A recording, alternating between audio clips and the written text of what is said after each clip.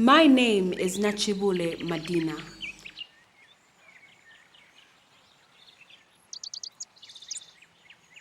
This is my sign name. I'm 17 years old, from Gomba. I'd heard of COVID-19, but the deaf were not aware it began in December 2019.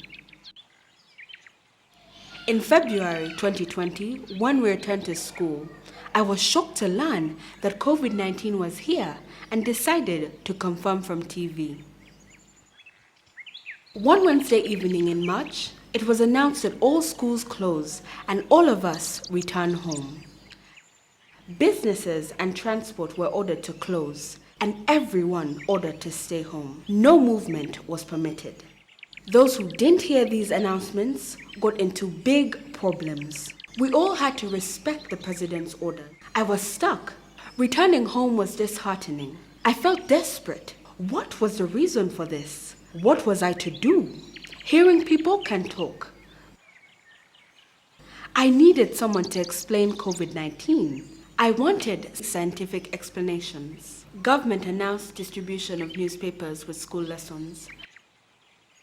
But deaf candidates were declining mentally. It was better schools reopen. We had big challenges at home. One day, thieves stole all our cattle. People had no jobs. I cried for the great loss. I thought of growing crops for sale, start a business and save money, so I couldn't suffer again.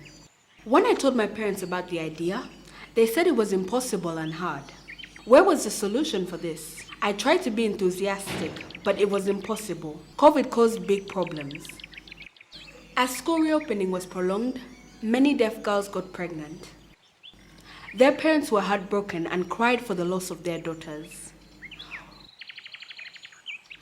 One girl got fed up staying at home and began loitering. As she was walking, she was gang raped by 6 men. They raped, beat her up and threw her in a swamp. Her parents searched everywhere, showing her photo, until someone informed them they'd seen the deaf girl. Her parents reported to police and she was found. 6 men gang raped this girl. She became mentally deranged. Challenges include communication barriers when hearing people try to talk to you. I'm better off at school because education increases my knowledge and skills. It's much better than staying at home and becoming mentally deprived due to communication problems. I yearn to communicate, to share different ideas and interact. During lockdown, I had an opportunity to learn sign language, taught by Ismail. I was grateful and interested. Deaf people came from various places to learn sign language. I asked my parents permission, they accepted. I also hoped to learn about COVID-19. Returning to school, I felt okay, but there were new regulations I didn't know before. I thought we'd communicate naturally, but now we had to wear masks for the first time. It was exhausting. I couldn't breathe. We used to sign with great joy.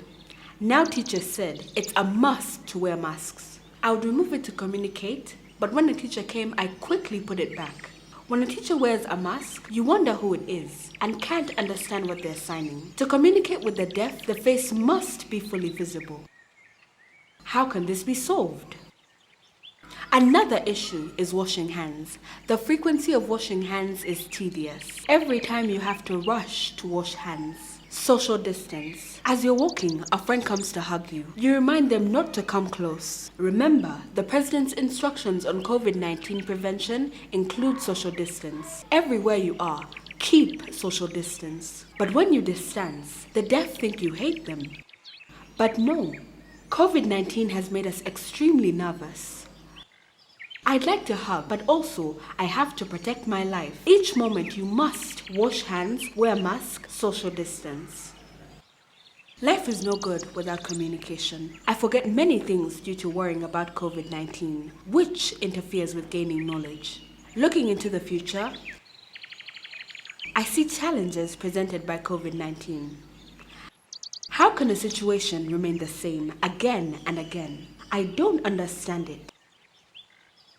Scientists are using technology to fight COVID-19 by undertaking experiments. But the virus still presents problems. Therefore, I see that the future has challenges. I feel sad. The future is absurd.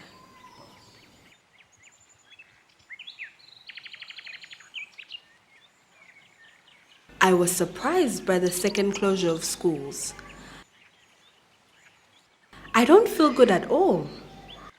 So, here I am, back home again.